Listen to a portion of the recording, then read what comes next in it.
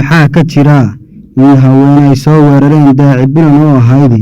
gabadhii ragga u hiilisay ahayna gabadhii raggu ay aad u wateen dumarkuna ay eeryanayeen sidoo kale maxaa ka jira iyaduna in daacimuna laga hor istaagay inay gudaha u gasho masaajid ku yaala dalka Sweden anta ceeb weyn ayaa dhacday masaajidkii Ilaahay baa la ii diiday ee Stockholm ku yaala Rikibi العيب وينا عيب وينا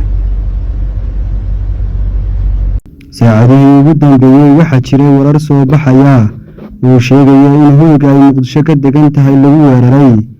داعمنا ودجان هان كسوتشي دا سوناري لان ينكستان يشري وحيلا سو قاعدي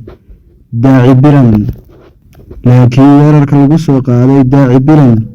وحا حكمي عيدا مدى بوليس كسوماليا waxayna xabsiga dhigeen haweenkii soo weeraray ragga Soomaalidu waxay barta TikTok si weyn uga taageereen daaci bilan